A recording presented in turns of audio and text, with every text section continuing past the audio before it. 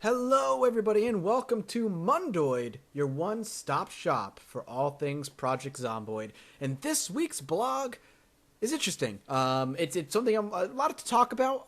But as far as information goes on what we can expect, as far as the metagame and NPCs go, it's relatively lacking, which is a little disappointing. I mean, a lot of the stuff they talk about is exciting, especially since most of it has to do with Last Stand. But for me, what I really want to see is the metagame, and I want to see the steps being taken to get onto early access, which of course they are taking, and I know it's happening. But I'm just selfish, and I just want to see a lot of metagame information. But it's not to say what they give us is poor. In fact, it's actually really interesting, especially for all you modders out there. It's actually some good information. But what it is for me as a player who plays the survival mode every friggin' day for the past 2 years, I'm really excited to see more stuff about the metagame, which isn't really alluded to all that much in this one. But without further ado, let's jump right over to it, shall we?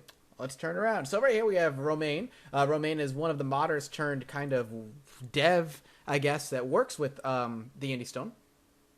And there's a little interview going on with him. We've seen these types of blogs before where they're interviewing people like Lemmy or whatever in this text form. But it's good, and it's fine because Romaine has done a lot of work for the game. He's overhauled the leveling system. He's added a lot of stuff to the game.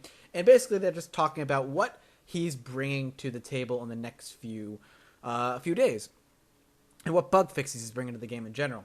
So you can go over here and it says, on top of the stuff of Last Stand stuff, which he kind of mentions is really early on, what is he bringing to the next build? And there's a whole list of stuff here. Everything from fixing teleporting crops to the door frame bug and a bunch of others that are kind of listed in this bug fix list. And to be honest with you, it's huge. I would suggest going over the blog and clicking the upcoming post and take a look at that post. Blah, almost yawned there. I fought it off. Anyway, take a look at that post and see what bug fixes are coming. And by the way, random change of subject. I know I'm really red here, and I'm like kind of red in the face. I worked all day, and I worked outside on the patio. So on a hot summer day, I got a little bit burned. It's kind of why I'm looking a little tired / red. So don't think I'm getting sick or anything. But there's a big bug list of fixes coming up, which are really exciting. I suggest you go take a look at it yourself. I could go over every single bug, but it would take too long, and it's not what Mondoid's about. Mondoid's about taking a look at the blog and giving you a quick overview and my personal thoughts on the announcements or kind of general overview of what they've talked about, whether it's good information, bad information, or no information. So obviously he's talking about what other stuff has he done other than polishing the game and whatnot. And he's basically saying he's in touch with a lot of modders. A lot of the modders have with the new release, created cool, or imported their old mods and created cool new mods for the game to play. And one of the ones that he's talking about here is, we're going to skip down a little bit and kind of go over, what it is he's talking about bringing into the game other mods like Peanuts Hunting Mod, which I think is awesome. If you've ever seen Peanuts Hunting Mod, I suggest you check it out. Peanuts Hunting Mod is literally what it sounds like. You're able to drop like traps and hunt in the forest. Now, as far as I know, the way it is right now is the ability to fought off another yawn. Drop down like traps to catch rabbits, potentially go fishing later on. It looks like fishing is something they're going to be bringing into it at some point. So that's kind of cool. Other ones is like a taunt mod or sleeping overhaul, which I like because the sleeping overhaul one is simple stuff like being able to sleep in a bathtub, for instance. It adds unhappiness as far as I know the way the mod works. If you sleep in a bathtub, it adds unhappiness to your character, but that can be negated as long as you bring a sheet and a pillow. I think are the two things you need, which is cool. I like that a lot. So that's excellent. And there's a whole vacation island mod by Thudstorm, which has been being worked on for a long time. You can easily find information on it, so go check that out as well. There's links to all of these mods in the actual Mondoid post.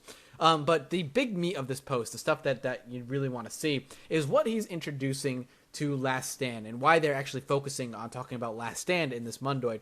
And we'll talk about why they're focusing on it first. The reason they're focusing on Last Stand generally is because it's at least on this Mondoid, it allows for modders to come up with unique, easy mods. It's a fast way to play Project Zomboid A, which is always welcome. And B, people can easily mod into Last Stand different stuff. So it allows people who are practicing modding to try it out and whatnot. And if you haven't realized already over the past year, modding is incredibly important to this game because a lot like Minecraft, the base game is almost like clay, right? And it's fun on its own. You can squish it and play with it, and it's a good time. But if the modding community really gets behind this and takes that clay, they can recreate something phenomenal. So, for instance, Minecraft, using a very easy example, is fun, right? It's a fun. You kind of survive. You dig out holes and build stuff. It's Legos. It's Legos for adults. It's exactly what it is. And it's a lot of fun. But then you take people who have created a bunch of mods, and you kind of take those big mod packets like Feed the Beast, Tech It, all that stuff, and now you have something that is not only what was fun in its base form, but is now freaking a blast. It's beautiful sculpture out of clay, right? And if we could get a modding community that strong behind a zombie survival RPG, hiccup, think about the cool stuff that can be done with this game. And that's what they're talking about and why they're focusing on Last Stand. Kind of eases the modders into it almost, is kind of the feel I'm getting from it. At the same time, Romaine is talking about how he's willing to talk with modders and bring modders in and talk to them over Skype and introduce them. If somebody's interested in modding but doesn't know how to go about it, he's willing to teach them some basic stuff. And bringing in new modders is almost kind of like his that Latin term that I knew for a second but forgot it. It's his goal right now, is what it seems like. But as far as what he's bringing to the table as far as Last Stand is a bunch of stuff. There's going to be a timer between waves. There's going to be a thing that you gain cash in between each wave that you can kind of spend, almost like Counter-Strike, where you can spend that cash on weapons, utilities, stuff like wood and nails and stuff to make your fort better. So it seems as though Last Stand now is really rough. It's really difficult to survive for any extended period of time. On top of it, it's a really rough kind of situation. In general, it's fun, but it's rough. But he's talking about adding an EXP system that'll give your character boosts and stuff, like 5% more money every time he levels. Just making it kind of like an overarching longer experience while still maintaining its brevity, which is important, I think. And making it more fleshed out. So if those who get really good at Last Stand can last for a long, long time and see all kinds of bonuses and build up this giant, probably impenetrable fort until just an endless wave comes and eventually knocks it all down and destroys it. So that's a lot of fun. I'm really excited to see what he brings into it. Again, the idea that in between waves you get money to spend to replenish your stuff and to level up your character that'll give you more and more boosts. That's really cool. I really like that idea. It's a lot of fun. So I'm excited to see that. Other than that, just stuff about a little about how modders will be able to make their own variants. So he talks, this is exactly what I was saying. He's talking about bringing more modders in and being able to teach them basics and see what they can bring on. And then the last part is just saying they realize they haven't, this is the last part of the Mondoid blog, by the way. I know I kind of just sped through a sentence there, which I tend to do. But the last part of the blog that's not an interview with Romaine talks a little bit just about what they're doing. And I got really close to the camera there. I apologize. But the idea is that they're still working on the metagame. They realize they haven't been able to hit, which is kind of like a running story with Indie Stone. It's almost a joke at this point. I feel like they constantly say we're going to be doing quick updates. It never happens. I really think they should just take a step back and say quick updates is not going to come until the game is essentially finished and it's on Steam. It's not possible. They're too small. It's basically the case of a very small team shooting for the moon for what they want their game to be, and it's going to take a lot of work. It's not impossible. It's actually very possible with what I've seen, but making promises of it's going to be quick updates, they never hold that promise, and I think they should just take a step back, which just seems like what they're doing, and saying that we're going to try something in the middle where maybe you'll get an update once or twice a month, which is fine so long as they hold to that promise.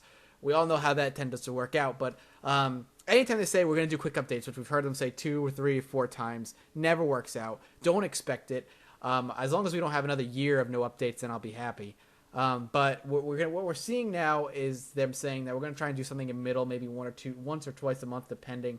And I'm okay with that. I'm 100% okay with that, so long as that's what they actually do. Outside of that, they're still working on metagame, NPCs. Basically, no news is good news as far as I'm concerned. Until we see, some actual in-game footage of how the metagame is going to work. But outside of that, things are status quo. So that's your Mondoid for this week. Pretty simple. A little bit of exciting stuff for modders. It's not really my scene, but I know that they're imperative. As I said, Project Zomboid's in a clay state, and modders can turn that into something completely fun and unique. And I hope we see some of that creativity brought into the game.